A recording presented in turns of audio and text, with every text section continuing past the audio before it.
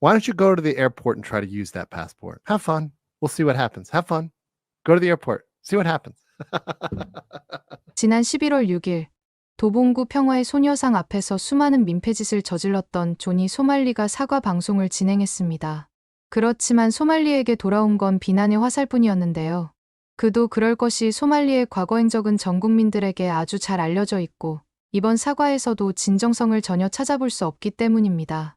결국 소말리는 얼마 지나지 않아 편의점에서 큰 소리로 음악을 틀고 컵라면물을 고의로 쏟아 업무를 방해한 혐의로 검찰에 불구속 송치되었습니다. 어리석게도 상황 파악을 제대로 못한 소말리는 여기에서 기행을 멈추지 않았는데요. 얌전히 법의 심판을 받는 건가 싶었던 소말리가 최근 자신의 SNS에 미국 대사관에서 재발급받은 여권을 자랑하며 한국을 모욕하는 영상을 올렸기 때문입니다. 하지만 이런 소말리의 행태를 지켜보던 한 미국인 변호사가 더 이상 참지 못하고 나섰습니다. 소말리가 생각하는 것과는 달리 이 상황이 절대 해피엔딩으로 끝나지 않을 거라고 주장하고 있는 상황인데요. 과연 해당 변호사가 어떤 주장을 하고 있는 건지 함께 알아보러 가실까요? 여러분, 안녕하세요. 저는 미국의 변호사 루카스 그레이예요. 오늘은 제가 최근에 깊이 파고들게 된 정말 흥미로운 이야기를 들려드리려고 해요.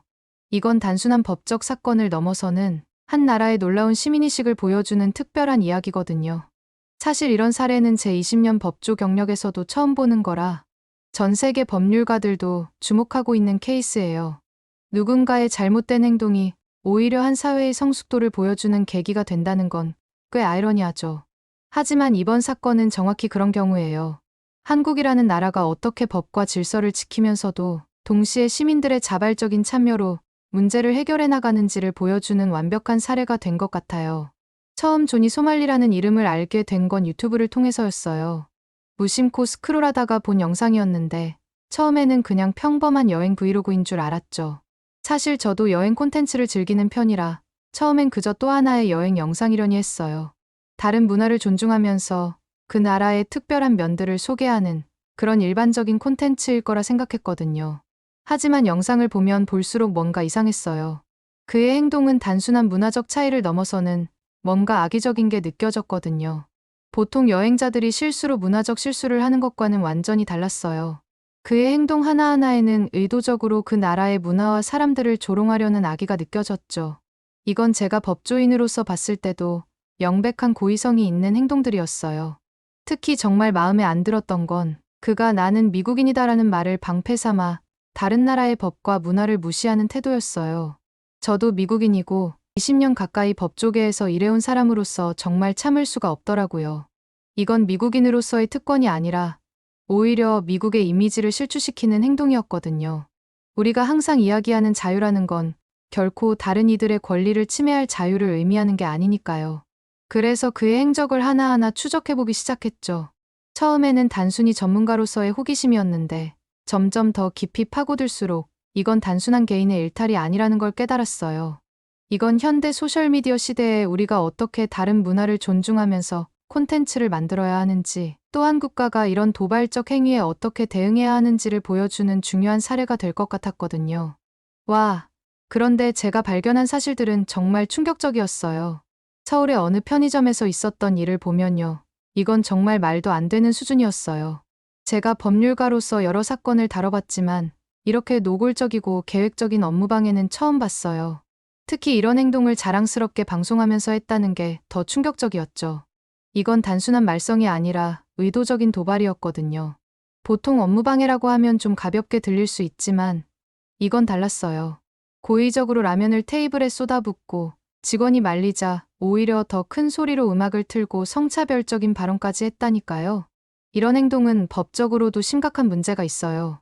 특히 한국의 형법 체계에서는 이런 행위가 단순 업무방해를 넘어서는 여러 가지 범죄 구성 요건에 해당할 수 있거든요. 게다가 이걸 방송하면서 수익을 얻으려 했다는 점에서 더욱 문제가 심각해요.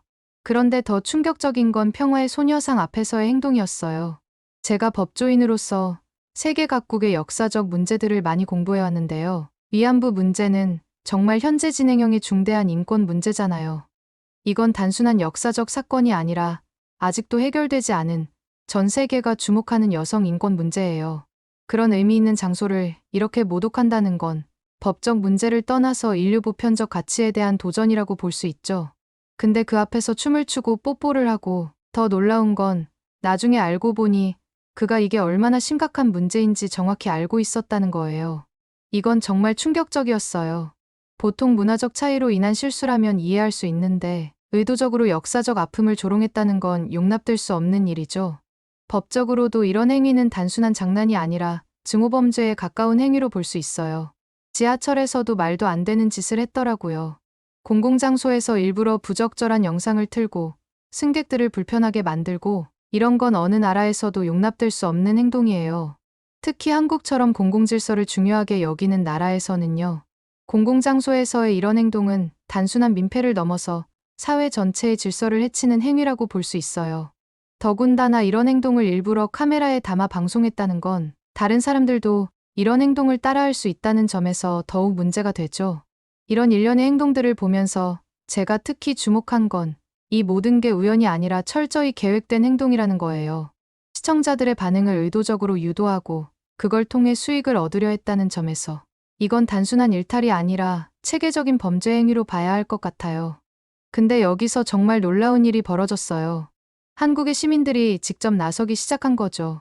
이건 정말 특별한 현상이었어요. 보통 이런 상황에서는 시민들이 그저 SNS에서 분노를 표출하는 정도로 그치잖아요.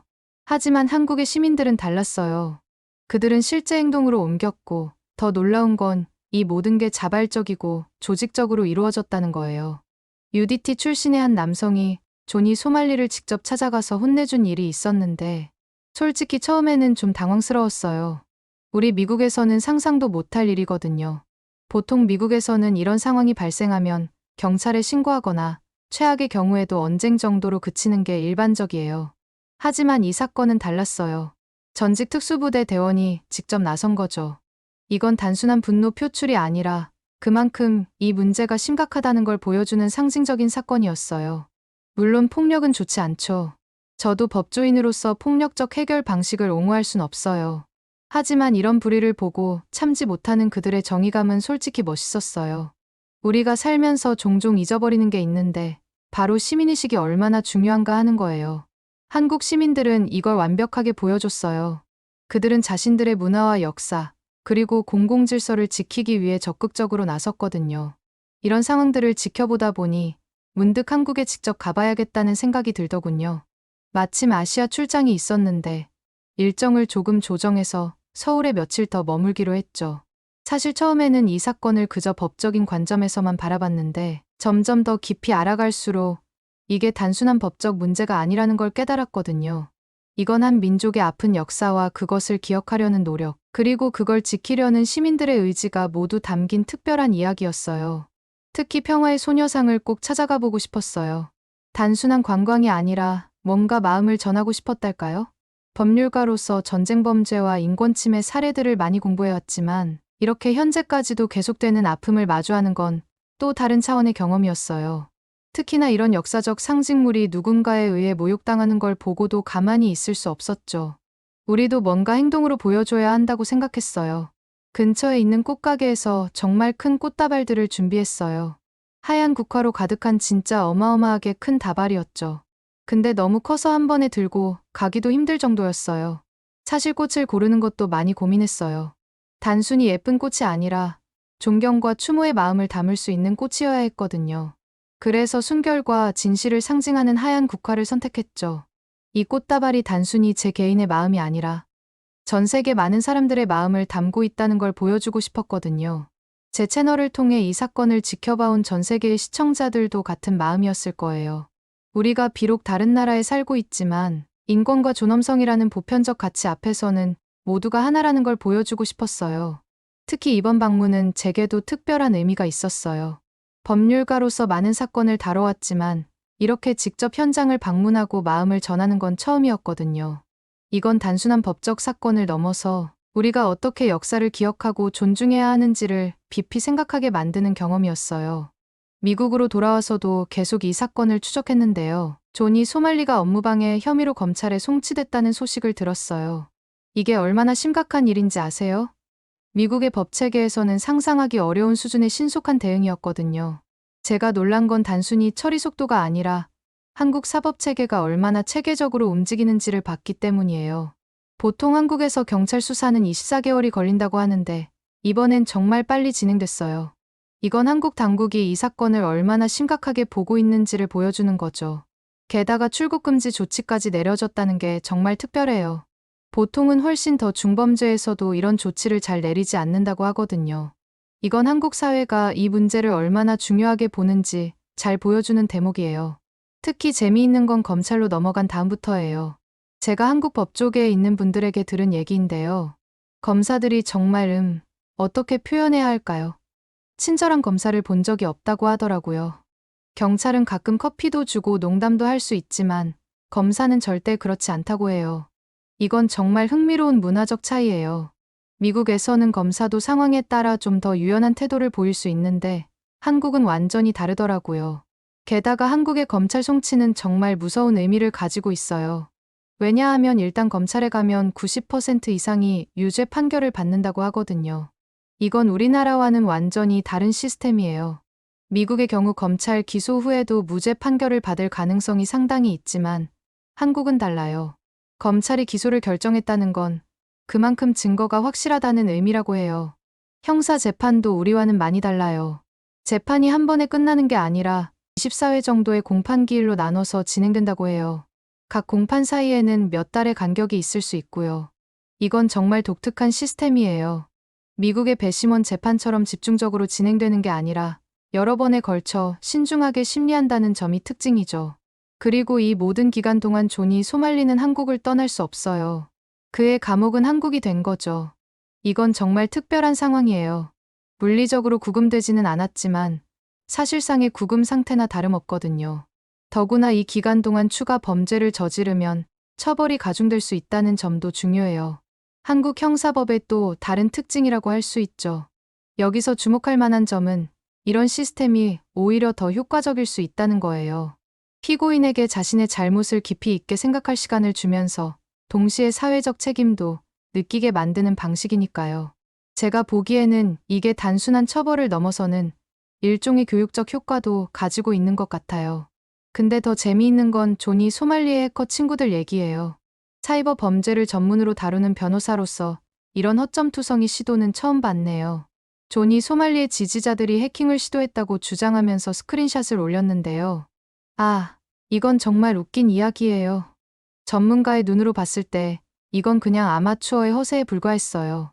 누군가가 스크린샷을 올렸는데 마치 제가 해킹당하고 독스당한 것처럼 꾸며놨더라고요. 심지어 제 이메일 주소까지 공개했다면서 말이죠. 근데 그건 이미 공개적으로 이용 가능한 정보였어요. 제 모더레이터들이 채팅방에서 공유하고 다니는 정보라니까요. 이게 얼마나 우스운지 아세요? 마치 누군가의 페이스북 프로필 사진을 캡처해서 비밀 사진을 해킹했다고 자랑하는 것과 다를 바 없었죠.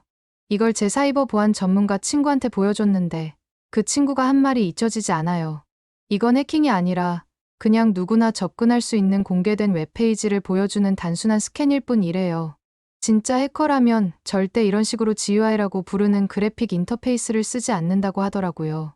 완전히 허술한 가짜라는 거죠. 제 친구는 실제로 기업들의 의뢰를 받아 보안 취약점을 찾아내는 전문가인데 이런 초보적인 시도를 보고 웃음이 멈추지 않더라고요. 이게 더 흥미로운 건 이런 시도 자체가 그들의 무지를 완벽하게 드러낸다는 거예요. 진짜 해커들은 절대 자신들의 활동을 이렇게 대중에게 공개하지 않아요. 더군다나 이렇게 초보적인 도구를 써서 허세를 부리지도 않죠. 이건 마치 권총 사진을 찍어놓고 핵무기를 확보했다고 주장하는 것만큼이나 우스운 일이에요. 더 재미있는 건 이런 시도가 오히려 그들에게 법적 책임을 물을 수 있는 근거가 된다는 거예요. 비록 실제 해킹은 아니었지만 이런 허위 주장을 퍼뜨리는 것 자체가 또 다른 형태의 업무방해가 될 수 있거든요. 법률가로서 이런 증거들이 쌓이는 걸 보는 게 꽤 재미있네요. 이제 존이 소말리에게 어떤 처벌이 기다리고 있을까요? 한국의 형법 체계를 보면 정말 흥미로워요. 미국의 법 체계와는 완전히 다른 특징들이 많거든요. 먼저 한국은 범죄에 대한 처벌을 단순히 징역이나 벌금으로만 끝내지 않아요. 그들은 사회적 책임과 교화를 중요하게 여기는 것 같더라고요. 예를 들어 벌금형의 경우 300만 원이 넘으면 강제 출국 사유가 될 수 있어요. 이건 외국인 범죄자들에 대한 특별한 조항인데요. 정말 세심하게 설계된 시스템이에요. 단순히 추방하는 게 아니라 법적 책임을 다하게 한 후에 출국시키는 거죠. 더구나 벌금을 내지 못하면 더 강력한 제재가 기다리고 있어요. 특히 교도소에서의 강제노동 시스템이 있는데요. 3가지 옵션이 있어요. 공장에서 부품을 만드는 일, 도로를 수리하고 청소하는 일, 그리고 농업노동이요. 존이 소말리가 한국 배추를 수확하게 될 수도 있다니까요. 이게 단순한 처벌이 아니라 사회에 대한 보상의 개념을 포함하고 있다는 게 정말 인상적이에요. 게다가 이런 노동은 수감자들에게 실질적인 기술을 가르치는 효과도 있죠. 사실 이 모든 상황이 존이 소말리에 의도하는 정반대의 결과를 만들어냈어요. 그가 모욕하려 했던 평화의 소녀상은 오히려 더 많은 관심을 받게 됐고, 전 세계 사람들이 위안부 문제의 심각성을 알게 됐죠. 이건 정말 역설적인 상황이에요. 한 사람의 부정적인 행동이 오히려 긍정적인 변화를 이끌어낸 거죠. 특히 소셜미디어를 통해 이 이야기가 전 세계로 퍼지면서 많은 사람들이 처음으로 이 역사적 문제에 관심을 갖게 됐어요. 외국인들이 소녀상을 찾아 헌화하고 SNS에 관련 내용을 공유하면서 한국의 아픈 역사를 기억하고 공감하는 움직임이 생겼어요. 이건 정말 특별한 변화예요. 제가 법조인으로서 특히 주목하는 건 이런 시민들의 자발적인 움직임이 어떻게 국제적인 인권 의식 향상으로 이어지는지예요. 법적 처벌을 넘어서 시민사회가 스스로 역사적 정의를 세워가는 모습을 보는 게 정말 인상적이에요. 더구나 이런 움직임은 단순한 일회성 행사로 그치지 않고 지속적인 관심과 연대로 이어지고 있어요. 전 세계 시민들이 자발적으로 이 문제에 대해 공부하고 토론하고 기억하려 노력하는 모습은 정말 희망적이에요. 이런 현상은 우리가 디지털 시대에 어떻게 역사적 정의를 실현할 수 있는지 보여주는 좋은 예시가 된 것 같아요. 저는 이 사건을 통해 한국이라는 나라를 새롭게 보게 됐어요. 겉으로 보기엔 조용하고 질서정연해 보이지만 불의 앞에서는 결코 침묵하지 않는 정말 멋진 나라더라고요. 특히 인상 깊었던 건 시민들의 대응 방식이에요. 그들은 분노를 그저 감정적인 표출로 끝내지 않고 체계적이고 조직적으로 문제를 해결해 나갔거든요. 법률가로서 특히 놀라웠던 건 일반 시민들이 얼마나 법적 절차를 잘 이해하고 있는지였어요. 그들은 단순히 SNS에서 분노를 표출하는데 그치지 않고 증거를 수집하고 신고하고 법적 대응을 체계적으로 진행했죠. 이런 모습은 정말 배울 점이 많아요. 미국에서도 이런 시민의식이 있다면 얼마나 좋을까 하는 생각이 들 정도였죠. 아, 그리고 정말 재미있는 사실을 하나 더 발견했어요. 존이 소말리가 자기 변호사가 저를 고소하겠다고 말하는 걸 봤는데 이게 얼마나 웃긴 상황인지 아세요? 제가 20년 동안 법조계에 있으면서 이렇게 법률 시스템을 잘못 이해하고 있는 경우는 처음 봤어요.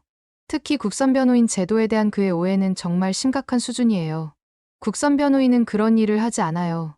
국선 변호인의 역할은 당신을 방어하는 거지, 공격적으로 다른 사람을 고소하는 게 아니거든요. 이건 정말 기본 중의 기본이에요. 전 세계 어디를 가도 마찬가지예요. 국선 변호인은 국가가 선임해주는 변호사로 그들의 임무는 피고인의 기본권을 보호하고 공정한 재판을 받을 수 있도록 돕는 것이지 다른 사람을 공격하는 게 아니에요. 만약 정말 누군가를 고소하고 싶다면 그건 변호사 비용을 직접 지불하고 사선 변호사를 고용해야 해요.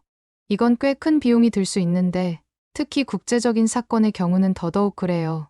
게다가 한국에서 외국인이 누군가를 고소하려면 더 복잡한 절차들이 필요하죠. 번역본을 준비해야 하고 공증도 받아야 하고 정말 많은 시간과 비용이 들어가요. 저는 언제든지 자신 있으니 얼른 소말리가 저한테 덤벼들었으면 좋겠다는 생각도 드네요. 법적으로 신나게 압도해줄 자신이 있거든요. 사실 이런 허세는 법정에서 아무 소용이 없어요. 증거와 법리로 승부하는 게 법정이니까요. 저는 이미 그의 위법 행위에 대한 충분한 증거들을 확보해뒀고 한국 법률에 대한 깊은 이해도 있죠. 실제로 제가 다뤄본 많은 사건들 중에서도 이렇게 명백한 케이스는 드물었어요. 그가 스스로 SNS에 올린 영상들이 전부 증거가 되니까요. 법정에서는 이런 명백한 증거들이 그 어떤 허세보다도 강력한 무기가 된다는 걸 그는 아직 모르는 것 같네요. 솔직히 말하면 그가 저를 고소하려고 시도하는 것 자체가 그의 법적 지식이 얼마나 부족한지를 잘 보여주는 것 같아요. 하지만 이런 상황이 발생하면 오히려 좋죠. 그의 무지가 더 명확하게 드러날 테니까요. 법정에서는 감정이나 허세가 아닌 오직 사실과 법리만이 중요하다는 걸 그도 곧 배우게 될 거예요. 그게 끝이 아니에요. 조니 소말리가 최근에 발급받았다면서 신나게 들고 다니는 여권이 있잖아요.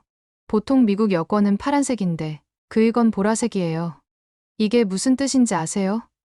이건 긴급 여권이라고 해서 원래 여권을 압수당했을 때만 받을 수 있는 특별한 여권이에요. 여권 전문가는 아니지만 제가 변호사로 일하면서 이런 케이스를 몇 번 봤거든요. 보통은 여권을 도난당했거나 긴급한 상황에서만 발급되는 건데 이건 명백히 그의 원래 여권이 압수됐다는 증거예요. 이런 긴급 여권은 보통 매우 제한된 기간 동안만 유효해요. 일반 여권처럼 10년이 아니라 길어야 1년 정도예요. 게다가 이건 임시방편일 뿐이에요. 마치 운전면허증을 잃어버렸을 때 임시로 받는 종이 면허증 같은 거죠. 그가 이걸 마치 무슨 대단한 것처럼 자랑하고 다니는 게 정말 웃기는 상황이에요. 근데 더 재미있는 건 이 긴급 여권으로는 할 수 있는 게 별로 없다는 거예요. 기본적인 신분 확인, 그건 가능해요. 하지만 실제로 출국을 하거나 다른 나라로 가는 건 글쎄요. 그건 완전 다른 이야기죠. 특히 소말리처럼 법적 문제가 걸려있는 상황에서는 더더욱 그래요. 대부분의 국가들은 이런 임시 여권을 가진 사람들을 더 엄격하게 심사하거든요. 더구나 그가 한국에서 법적 문제에 휘말려 있다는 사실은 이미 입국심사 시스템에 등록되어 있을 거예요. 국제법 전문가로서 말씀드리자면 이런 상황에서 그가 실제로 이 여권으로 다른 나라에 입국하는 건 거의 불가능에 가까워요. 그가 이 사실을 모르고 있다는 게 더 재미있네요. 저는 그가 공항에서 이 여권을 들고 출국을 시도하는 모습을 상상하면 웃음이 나와요.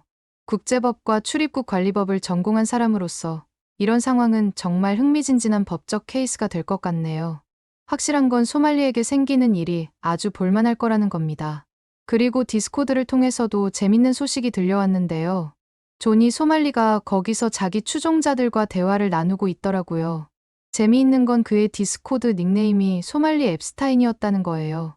참고로 앱스타인은 미국에서 자수성가로 유명한 억만장자 금융인이었는데요. 미성년자 인신매매 혐의로 수감되어 있는 상태에서 의문사로 생을 비참하게 마감해버린 성범죄자예요. 이런 악명 높은 범죄자의 이름을 자신의 닉네임으로 쓴다는 건 소말리의 도덕적인 수준이 얼마나 낮은지를 보여주는 것 같아요. 더구나 디스코드에서 나누는 대화들을 보면 정말 어이가 없어요. 자신이 마치 피해자인 것처럼 행동하면서 실제로는 다른 사람들을 조롱하고 비하하는 발언들을 계속하고 있더라고요. 특히 자신의 위법 행위를 마치 자랑스러운 업적처럼 이야기하는 모습은 정말 충격적이었어요. 그뿐만 아니라 디스코드에서 주고받은 대화를 보면서 정말 놀랐어요. 그가 한국의 형사 소송 절차에 대해 얼마나 무지한지가 여실히 드러났거든요. 특히 중요한 건 한국 법에서 사실 적시에 대한 예외 조항이에요. 형법 제310조를 보면 진실을 전달하는 것, 특히 공익을 위한 것이라면 100% 보호받는다고 해요. 이건 정말 중요한 조항인데 많은 외국인들이 잘 모르는 부분이에요. 한국은 이런 식으로 공익을 위한 진실 보도를 적극적으로 보호하고 있죠.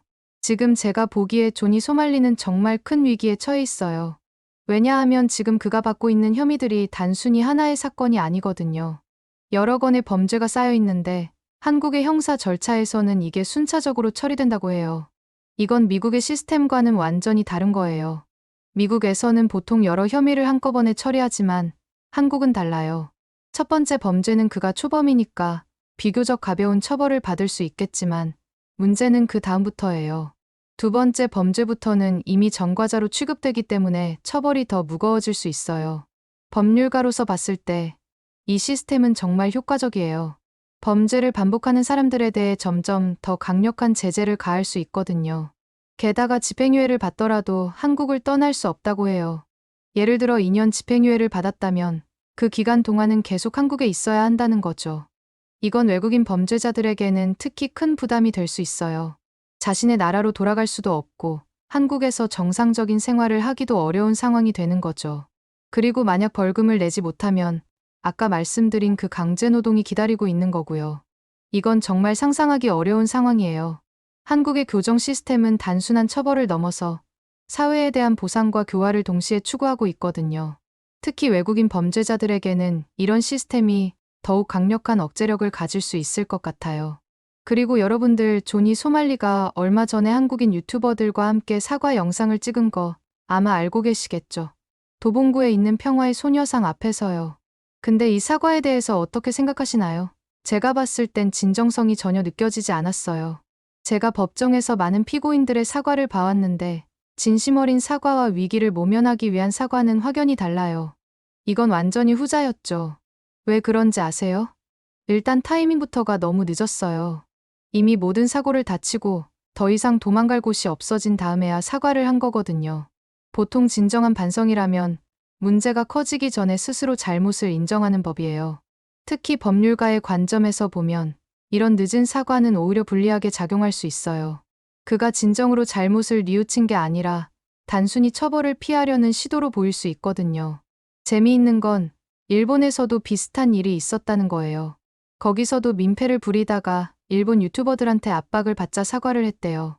근데 뭐가 달랐냐면 사과하고 나서 바로 뒤돌아서서 더 심한 짓을 했다는 거예요. 그러다가 결국 추방당했죠. 이건 그의 패턴을 보여주는 아주 중요한 선례예요. 범죄 심리학에서는 이런 반복적인 행동 패턴을 중요한 증거로 봐요. 그리고 이번 사과에서 정말 어이없었던 건 소녀상의 의미를 몰랐다고 한 거예요. 근데 이건 완전히 거짓말이에요. 제가 그의 예전 영상들을 찾아봤거든요.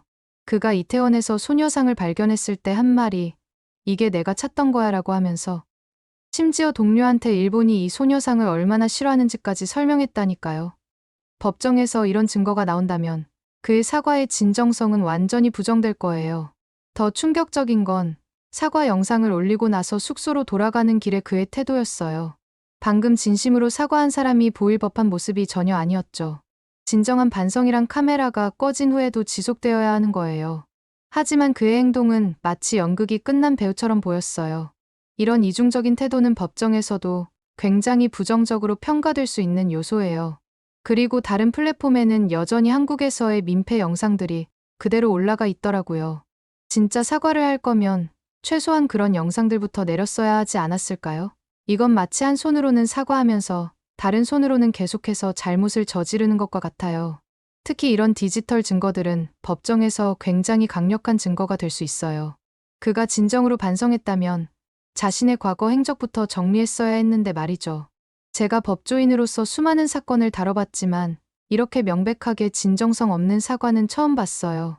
법원도 이런 점들을 충분히 고려할 거라고 봅니다. 진정한 반성은 행동으로 증명되어야 하는데 지금까지 그의 모든 행동은 오히려 그 반대를 보여주고 있어요. 그런데 여기서 정말 예상치 못한 긍정적인 효과가 나타났어요. 존이 소말리의 이런 무례한 행동들이 오히려 전 세계 사람들에게 위안부 역사를 알리는 계기가 된 거예요. 이런 현상을 법학에서는 의도치 않은 긍정적 효과라고 부르는데 이번 케이스는 정말 교과서적인 예시가 될 것 같아요. 한 사람의 부정적인 행동이 오히려 전 세계적인 인권 의식 향상으로 이어진 거죠. 많은 외국인들이 도대체 한국 사람들은 왜 저렇게 화가 난 걸까 하면서 찾아보기 시작했고, 그러면서 자연스럽게 한국의 아픈 역사를 알게 된 거죠. 처음에는 단순한 호기심으로 시작했을 수 있지만 이게 진지한 역사 공부로 이어졌어요. 소셜미디어를 통해 전 세계 젊은이들이 이 문제에 관심을 갖게 된 것은 정말 의미 있는 변화예요. 특히 놀라웠던 건 이제는 한국을 방문하는 외국인들 사이에서 위안부 소녀상 참배가 일종의 필수 코스가 되어가고 있다는 거예요. 단순한 관광이 아니라 역사를 기억하고 배우는 장소로 변화한 거죠. 이건 정말 특별한 현상이에요. 보통 역사적 비극은 시간이 지날수록 사람들의 관심에서 멀어지기 마련인데 이번에는 정반대의 일이 벌어진 거예요. 외국인들이 소녀상을 찾아와서 헌화하고 SNS에 관련 내용을 공유하면서 한국의 역사적 아픔에 공감하는 움직임이 생기고 있더라고요.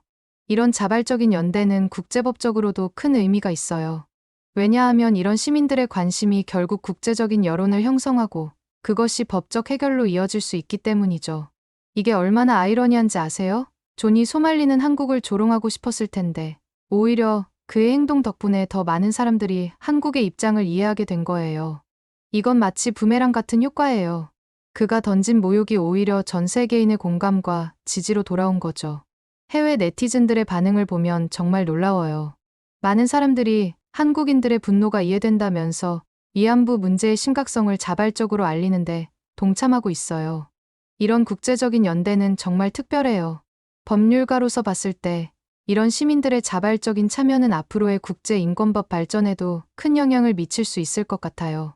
이런 변화는 우리에게 큰 교훈을 줘요.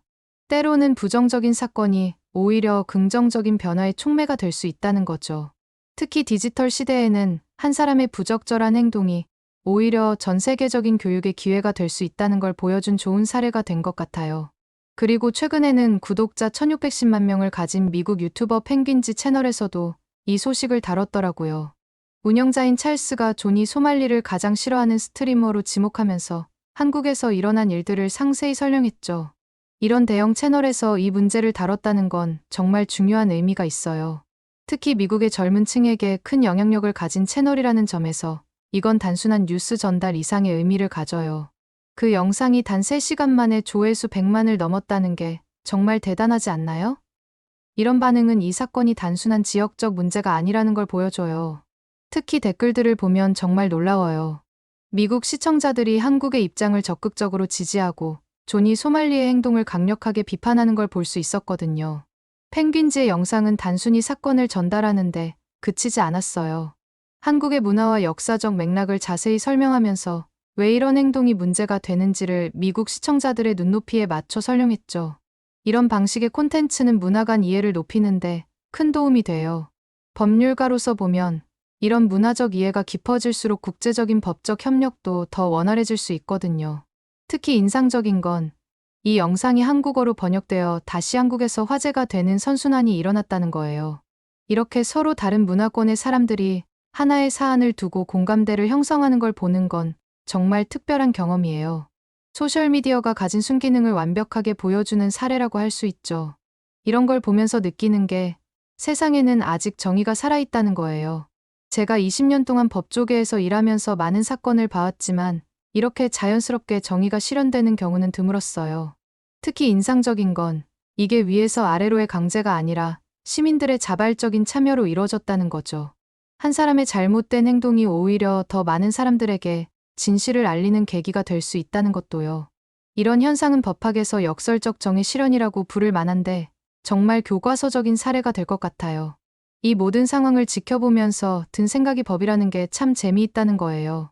미국에서는 이런 일이 벌어지면 아마 훨씬 더 복잡하고 시간도 오래 걸렸을 텐데 한국의 시스템은 놀라울 정도로 효율적이더라고요. 예를 들어 미국에서는 이런 사건이 발생하면 우선 관할권 문제부터 시작해서 배심원 선정, 증거 채택 절차 등으로 몇 년은 걸릴 수 있어요. 하지만 한국은 달라요. 검찰 송치부터 재판까지의 과정이 놀라울 정도로 신속하고 체계적으로 진행되죠. 특히 한국 시민들의 대응 방식이 정말 인상적이었어요. 그들은 단순히 화를 내는 것에 그치지 않고 체계적으로 증거를 수집하고 법적 절차를 따르면서도 동시에 필요할 때는 직접적인 행동도 서슴지 않았잖아요. 이건 정말 배울 점이 많은 것 같아요. 예를 들어 그들은 소셜미디어를 통해 정보를 공유하면서도 동시에 그것이 법적 증거로 사용될 수 있도록 체계적으로 기록을 남겼어요. 더 놀라운 건 시민들이 법률 지식을 자발적으로 학습하고 공유했다는 거예요. 미국에서는 대부분의 사람들이 변호사에게 모든 걸 맡기려고 하는데 한국의 시민들은 직접 법을 공부하고 이해하려고 노력했죠. 이런 적극적인 시민 참여야말로 진정한 법치주의의 기반이 되는 것 같아요. 제가 봤을 땐 이 사건은 앞으로 국제법 교과서에서도 다뤄질 만한 중요한 사례가 될 것 같아요. 한 나라의 시민들이 어떻게 법과 질서를 지키면서도 효과적으로 정의를 실현할 수 있는지를 완벽하게 보여주는 사례니까요. 이제 조만간 조니 소말리는 자신의 행동에 대한 대가를 치르게 될 거예요. 어쩌면 그가 그토록 조롱했던 한국에서 배추를 직접 수확하게 될지도 모르죠. 법률가로서 보면 이런 형태의 교정 시스템이 굉장히 흥미로워요.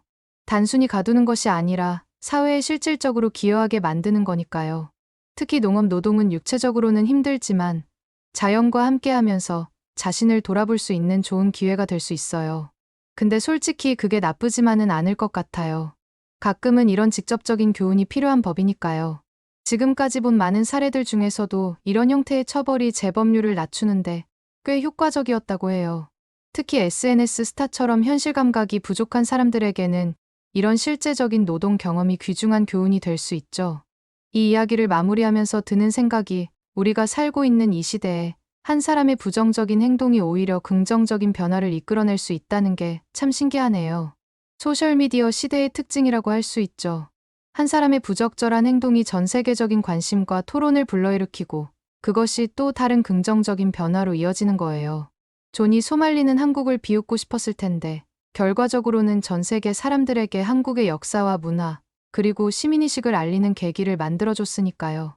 이건 정말 역설적인 결과예요. 그가 의도한 바는 전혀 다른 것이었을 텐데, 오히려 한국에 대한 국제적 지지와 이해를 높이는데 기여하게 된 거죠. 이제 저는 이 사건의 향후 진행 상황도 계속 지켜보면서 진행 과정을 유튜브 채널을 통해 계속 공유할 생각이에요. 왜냐하면 이건 단순한 법적 처벌의 문제를 넘어서는 한 나라의 존엄성과 시민의식을 보여주는 중요한 사례가 될 테니까요. 특히 디지털 시대의 국제적 범죄나 문화적 충돌을 어떻게 다뤄야 하는지에 대한 좋은 선례가 될 것 같아요. 하루빨리 조니 소말리가 한국에서 죗값을 제대로 치르길 바랍니다. 오늘의 사연은 어떠셨나요? 오늘의 사연이 마음에 드셨다면 좋아요만 한번 눌러주세요.